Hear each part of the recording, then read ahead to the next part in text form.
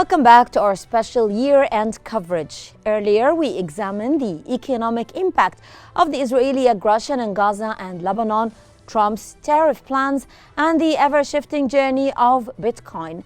Now we move to Rana, who will bring us the top stories of the day. Rana, in our newsroom, to you, Rana. Thank you very much, Hela, and good evening, ladies and gentlemen. Let's take a look at the top stories of this hour. Several violent explosions have rocked Yemen's capital Sana'a, targeting military sites. The 1st Armored Division camp and the defensive building were struck. Houthi-affiliated media reported at least 4 explosions. Meanwhile, Israel's Broadcasting Authority, citing security sources, stated the attack was not Israeli. The situation highlights escalating tensions in Sana'a, with critical military infrastructure directly impacted by the strikes.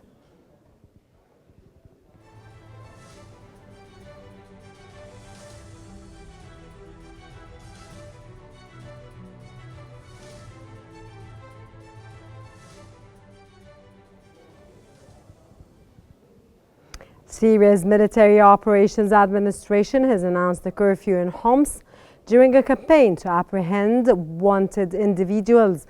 The administration urged citizens to safeguard property and public institutions, which remain under the Prime Minister's supervision until the formal handover. Additionally, Murhaf Abu Qasra was appointed as the Syrian Defense Minister in the interim government.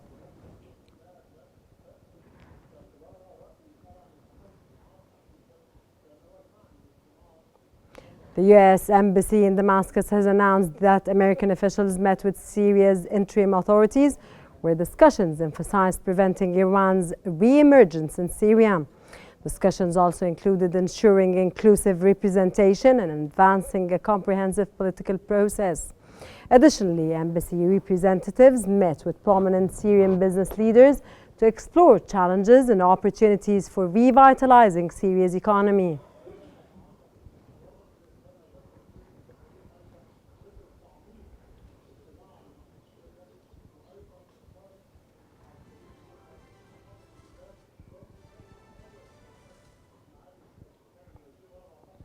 Israeli media has reported that ceasefire negotiations with Hamas remain stalled, with slim chances of progress.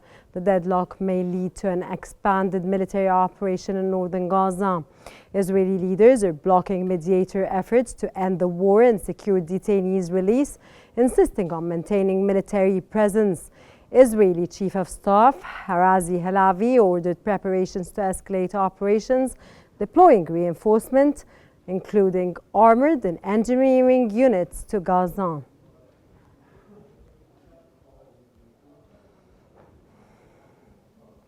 Yemenis Houthis have claimed responsibility for 2 ballistic missiles launched at Israel overnight. The announcement came after the Israeli military intercepted a missile from Yemen before it reached Israeli airspace. According to the Houthis, a hypersonic ballistic missile targeted Ben Gurion airport, while another missile was aimed at a power station in the south.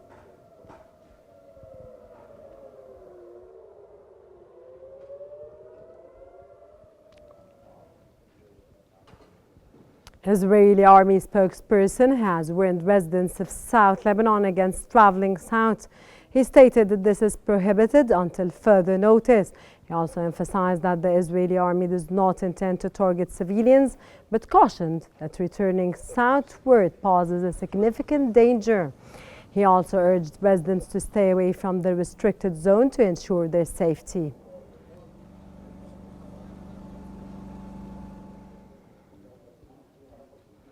Russia's Gazprom has announced it will reduce gas supplies to Europe via Ukraine to 37.2 million cubic meters on December the 31st, down from 42.4 million cubic meters the previous day.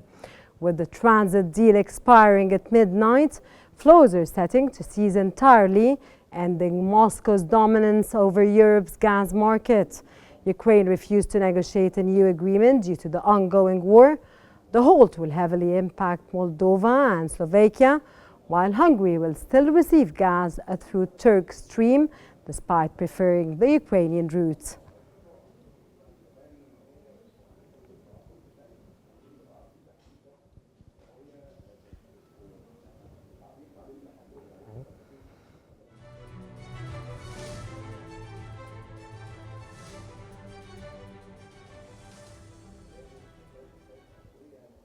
And this wraps up our top stories for this hour. Now we move back to our special coverage with Hela Al-Hamalawi. Thank you very much, Rana. And now we turn our attention to the Russia-Ukraine conflict as we enter the final hours of 2024. The Russia-Ukraine conflict continues to be a defining global crisis marked by intense military confrontations and significant geopolitical ramifications.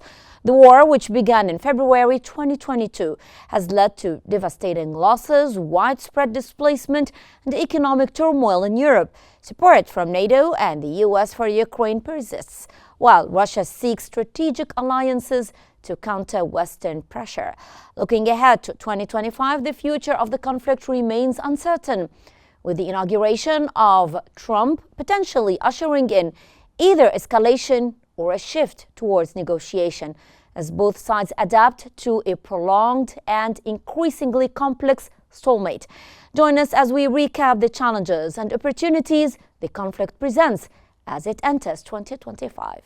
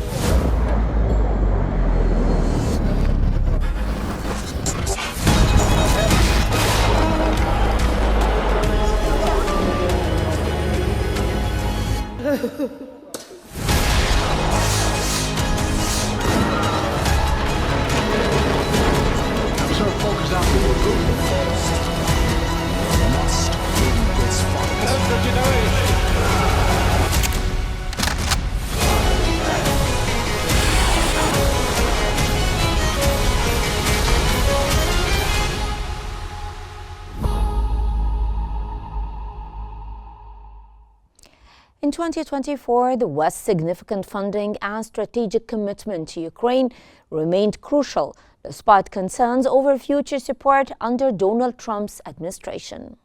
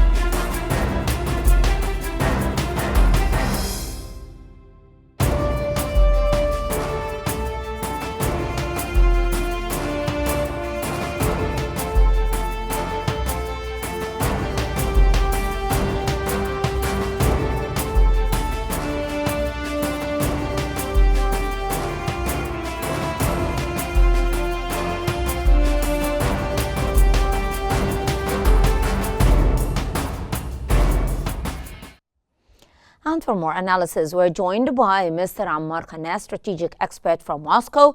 And we're also joined by Mr. Ivan Yuas, advisor at the Ukrainian National Center from Kiev. Welcome to both of you, and I'll start with Mr. Khanna. Now, since 2022, how has the war affected global political alliances, especially between the United States, NATO, and Russia?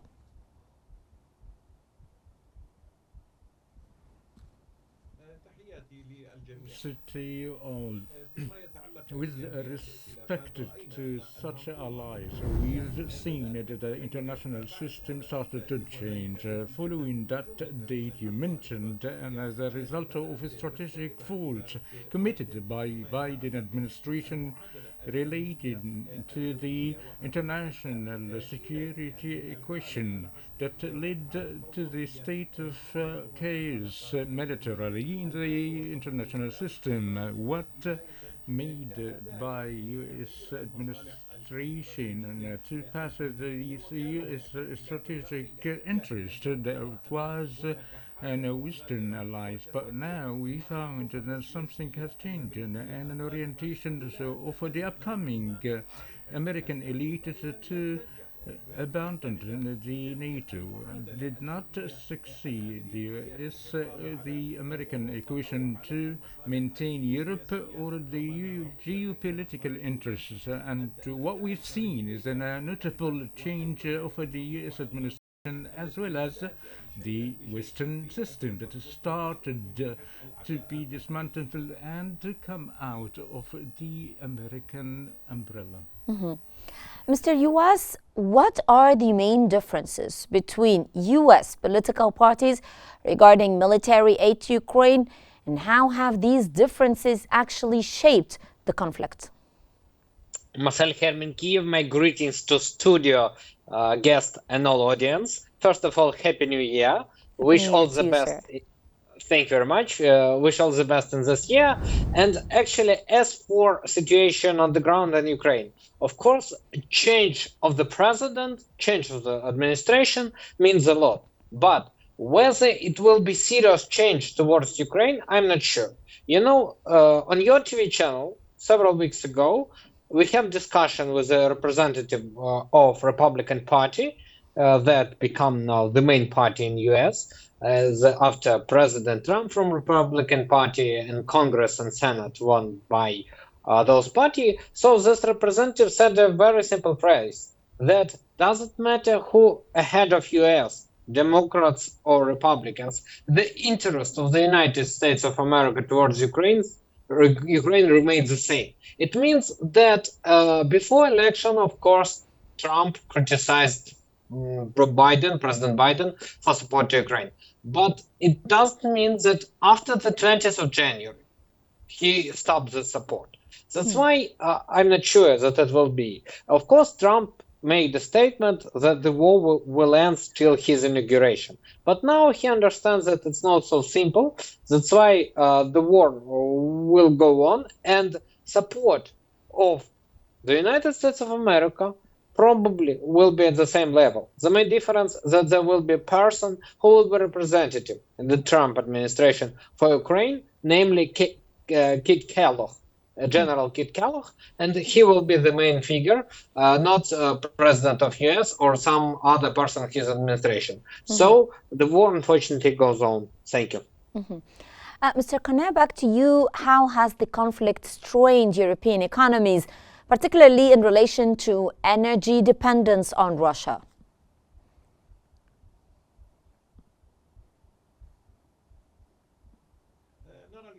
We see today that there are great repercussions regarding the European economics. And we do not forget that the great dependence on the energy, whether from the gas or the raw material of fuel, we've seen that this equation that were dismantled and were roused from the US and the European depended on that. But we've seen due to the prices we found that there are several foreign corporation to go out of that turn. And if you look at the number that indicates that of the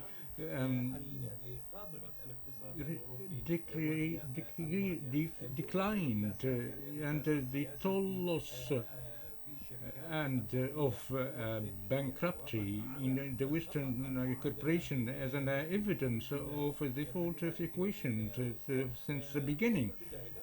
As Russia never closed the door, and there was some sort of vast geopolitical project with respect to the energy. We found the Gulf Stream 1 and 2. And due to the American refusal of such a process, we found that they found that international conception to change this line to make Europe to buy the US fuel and oil. And we've heard from direct statement from Donald Trump that for the American to buy the US oil. So the Western loss is clear, and the Russia is to change the economic direction from the east to the west, and it's the same from the oil to boat from Europe was coming from through India. But for the issue of gas, we found with respect to the Ukraine, it could be in a pivotal point with the refusal of Ukraine to not extend the transit contract, the Russian gas that goes to Europe, that represent a great obstacle for European countries in the upcoming phases and terms. Therefore, we found that the Russian economy grew in a clear fiasco, and that headed to the economic failure in the Western Europe, let alone that the United States and the increase of inflation rate due to an economic fault by pumping many of the currency. But now the US before an interception economically with respect to the restructuring the economy from once again as stated by the elect President Donald Trump. Mr. Yuaz, in what ways has NATO support for Ukraine influenced the course of the conflict and also the geopolitical landscape, if we may say? Of course, in Ukraine, we understand that without serious support, Ukraine can be destroyed by Russia in a short period of time. Without HIMARS at the beginning of the war that Ukraine received from the US, without tanks, without fighter jets F-16 that Ukraine started to receive in the year 2024, situation could be very hard. So it could be a big defeat of Ukraine, and we don't know what can happen. We all remember Buchas at the beginning of this war, and a lot of people, civilians, murdered by Russian army in the streets of our cities. Thanks to that support, thanks to NATO country support, we at least balance situation. It doesn't mean that we can say that we can win this war, at least for now, but at least situation is not so dangerous for us. And even some progress of Russia received during whole 2024 is not so serious. If we remember the Russia successes in the first months of 2022, I mean war, when it starts. So, of course, our partners play a big role. They help to at least win time when Ukraine start to produce its own weapon. And I think that in next year, Ukraine start to use its own rockets, its own drones. Drones played a very big role in this war. I think that Ukraine rewrite theory of war in whole war.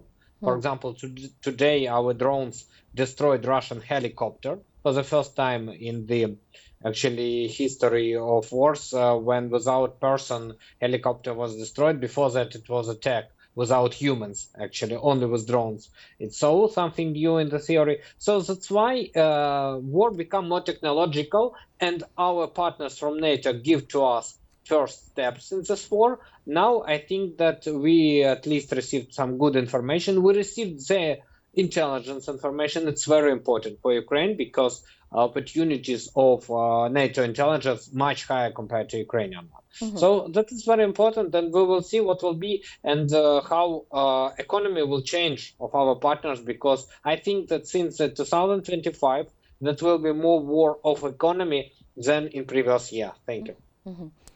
Mr. Qnews, what role have Western sanctions played in Russia's economic strategy? And in your opinion, how successful has Russia been in mitigating their impact?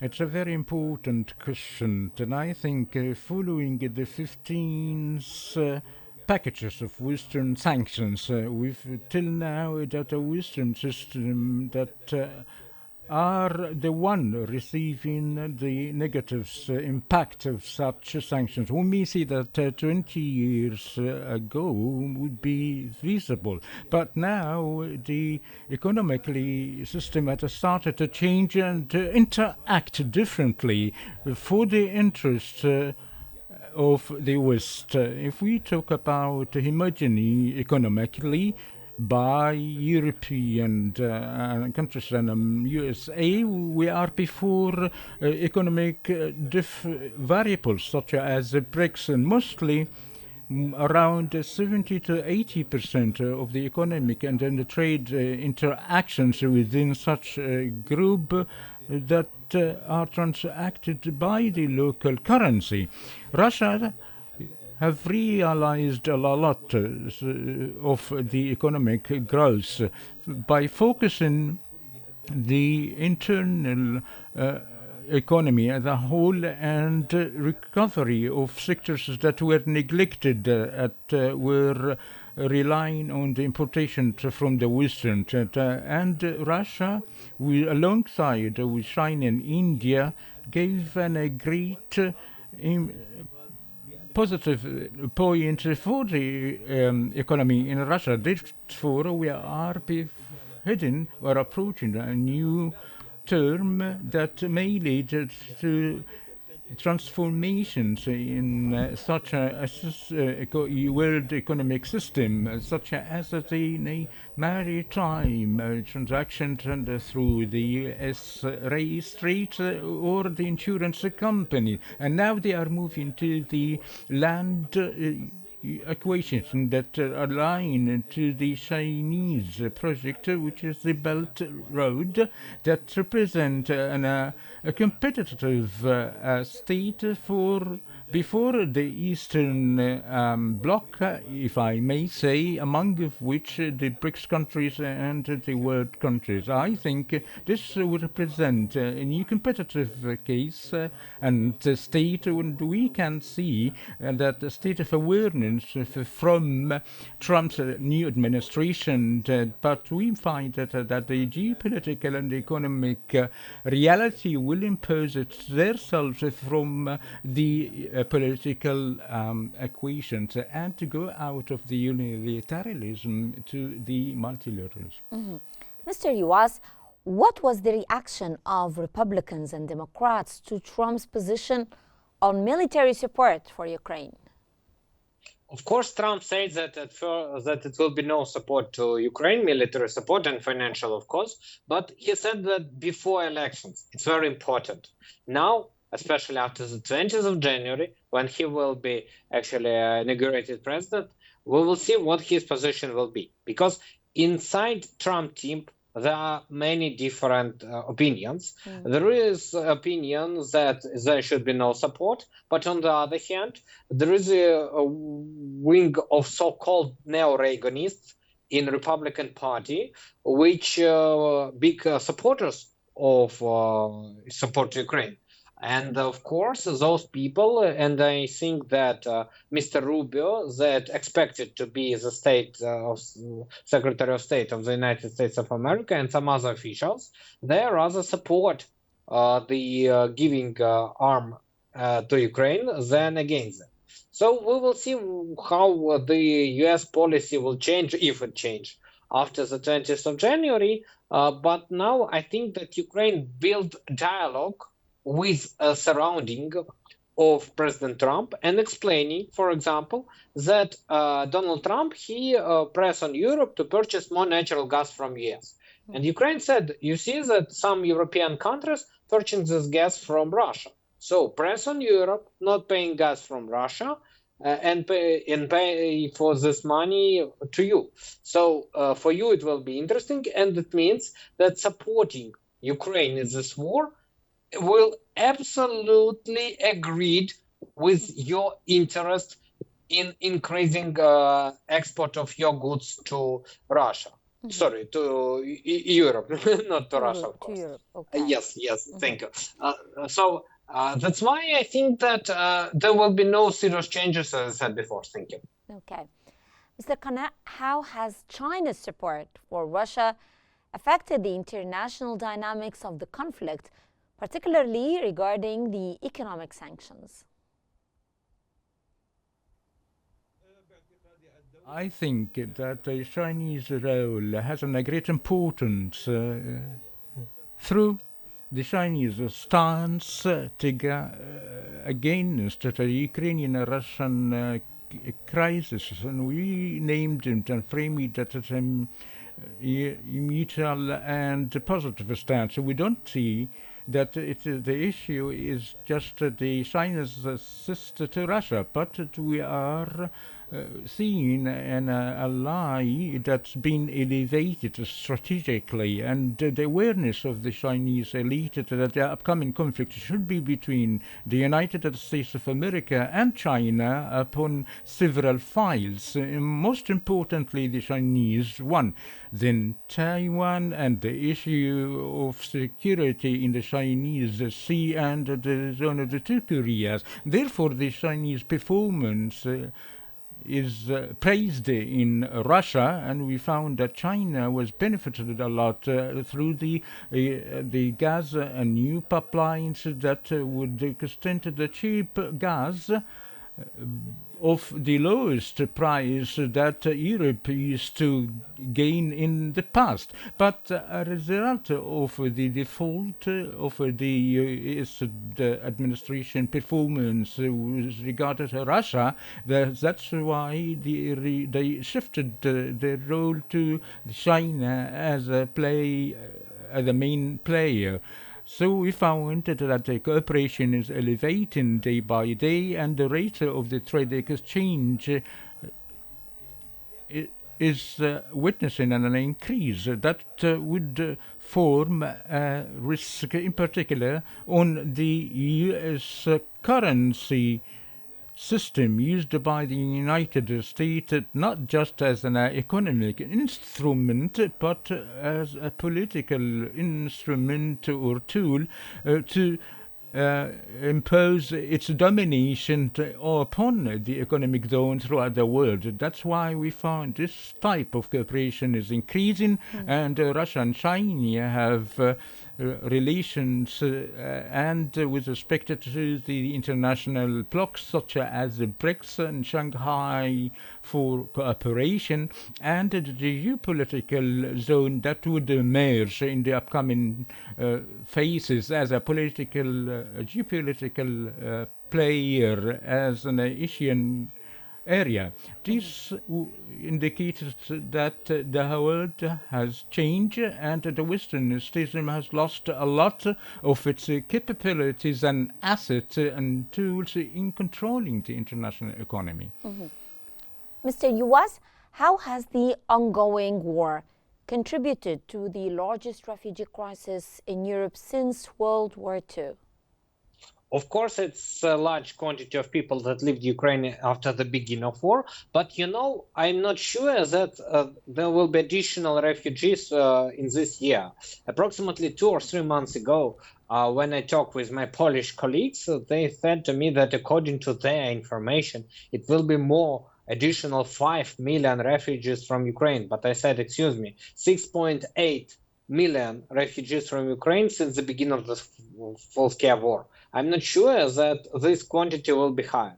Of course, it seriously damaged the opportunity of Ukraine in economic area, because we lost a lot of people who actually appear to be refugees in Europe. And for Ukraine, it will be a very hard task to return those people home after the end of full-scale war, because they, of course, decided to stay in Europe, but much will depend on social payment from European countries to them. And if there will be no such payments, I think that quite possible the quantity of people who now appeared in Europe, appear to be refugees, can return home. So we will see what it will be, because it's really big pressure on Europe, on European countries. That's why we explain to them that help Ukraine to win this war, and all those people who appear to be refugees in your country, they return home.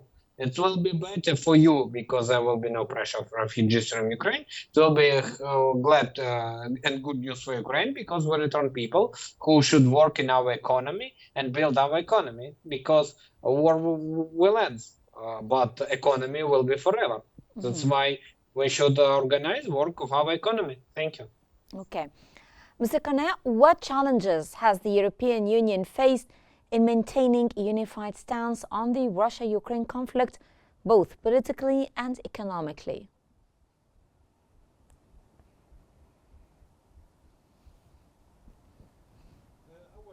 Firstly, economic challenges are in place as the EU is relying on the high price energy from the United States. That this matter is linked to the process of productivity and operations of the EU that it cannot exceed and overcome. With respect to the political aspect, we will find that discrepancy within the European Union that was reflected from their different stances of the conflict, that the societal state isn't stable, and therefore, as we've talked before about the raising of the far-wing current, that we should think about the new mechanism of the political Europe umbrella that would give it to Washington. Therefore, there is a risk for the European Union economically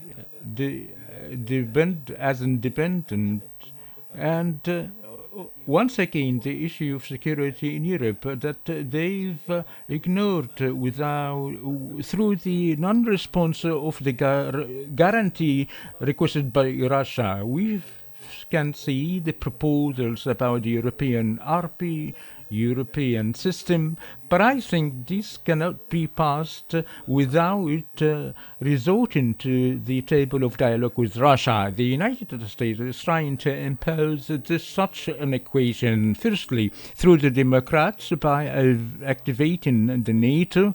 We found it by Trump, if you wish so, you should pay. And today, the whole world, mostly, and the Western system, start in a military economical state, which is a race of arming. As such a conflict is clear in Ukraine, and there is a shortage of the military production.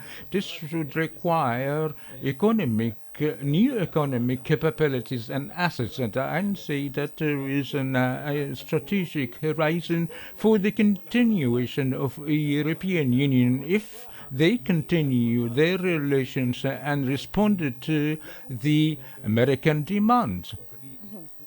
Mr. Yuas, how has the conflict affected global food security, especially in relation to grain exports from Ukraine and Russia? Of course, Ukraine is one of the biggest grain exporter in the world, as Russia actually too. Russia is the biggest wheat exporter in the world. Ukraine is more specialized on maize export to the world. And if we return to 2022, it was a big shock for global market because such two big players appeared in war, and the quantity of grain that at least Ukraine can export whole world seriously decreased.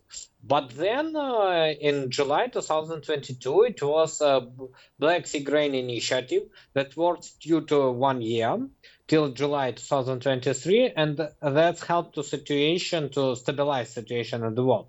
Then Russia stopped the realization of that initiative, but since December 2023, Ukraine started to build so-called alternative ways. It means ways through territorial waters of Ukraine and NATO countries, Romania, Bulgaria, and Turkey, and that helped to return to this game. And now, closer to the end of 2024, we cannot say that it's a big problems with the food. You know that prices for wheat, for maize, for other products seriously decreasing in the world. First of all, wheat, of course, And of course, it's plus for global food security. Plus, Ukraine now, due to last 2 days, in 2 days, sorry, we have a very interesting visit to Syria, to new government, and to Lebanon.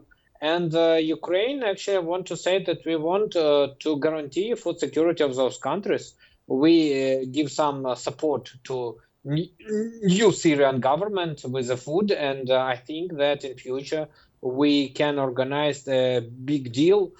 For example, invited Qatar, the country that want to build pipeline from their country to Europe, and actually to substitute Russia from European gas market, and give money to Syria for building on their territory this pipeline, and Ukraine can sell food to Syria for this money. So I mean that with all problems that exist in 2022, now at the beginning of 2025, I don't think that it's a big risk for global food security, at least from a war in Ukraine. So we'll find a balance how to exist in this reality, in this world. Thank you. Well, before we continue, let's take a look at the key moments of the Russia-Ukraine war in 2024.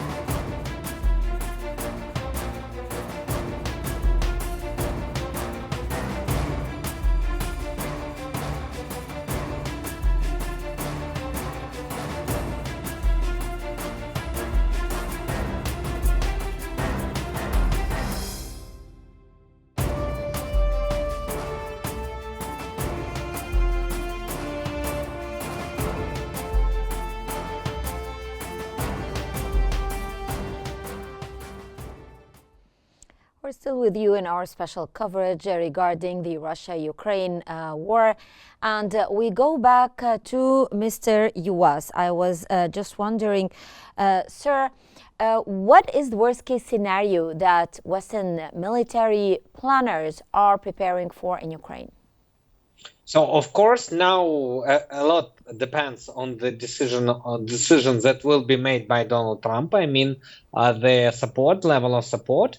But you know that the war at least at several last months, it's remind me the famous history with so-called peer victory. In time of ancient Rome, when Tsar Peer, he received territory but losing people, and every his next victory means losing soldiers for him. The same situation now happening in Ukraine, when Russia on the one hand succeed to conquer more and more territory, but on the other hand they received really big losses, let's call it so. Of course Ukraine losing its people too, but compared to Russia not such a big quantity. And Western countries see that approaches. Western countries, first of all, watching for the role of Northern Korean soldiers in the war of Russia against Ukraine, the participation of Northern Korea army. Practically, let's be frank, so Ukraine now in war not only with Russia, but with Northern Korea too, as we see according to their soldiers. That's why they're building their scenarios according to that situation. But, you know, my personal forecast that, as I said, economy will play much more bigger role next year. And if you look at, for example, exchange rate of Russian ruble, what happened today, what happened yesterday, is they have another problem, the same that Russia had at the end of November. And I think that Western partners of Ukraine, while forming the military support of Ukraine, really made their stake on Russian economy. That's why they like to talk more about sanctions, economic sanctions, than actually appearance of their soldiers on the Ukrainian territory. Sometimes Emmanuel Macron, the president of France, told about opportunity of presence of European soldiers in Ukraine, and actually this opportunity become higher due to simple fact that under current US administration, President Biden asked Europe not to do the step because US could not be without Europe in this world, and if Europe soldiers will be in Ukraine, US soldiers should be in Ukraine too. They don't want to do that. That's why ask Europe not to start their ground operation in Ukraine. Under Trump administration, with high probability, he said the phrase that the US soldiers will not be in Ukraine, but they will not ban to European partners to do military operation in Ukraine. That's why I think the probability of materialization of Emmanuel Macron idea of appearance of European soldiers in Ukrainian territory, with high probability it can happen. Not at 100%, of course, but the probability, as I said before, become higher. And we will see a discussion in this direction. And I think after Donald Trump inauguration, this discussion could increase because really Trump gives signals that he don't mind if Europe organize that operation, because as Trump liked to say, the Ukraine should be Europe, not US problem. Now I think we will see how that phrase materialized in 2025. Yes, we will see.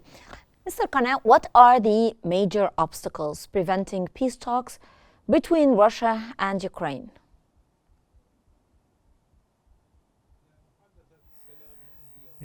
Peace talks are very clear who obstacled them, since Istanbul talks that are Britain and the United States. But let's be frank, if we talk about the negotiations, and there are the main parts, Russia and the United States, Ukraine isn't but just a scene for the geopolitical interactions and proxy war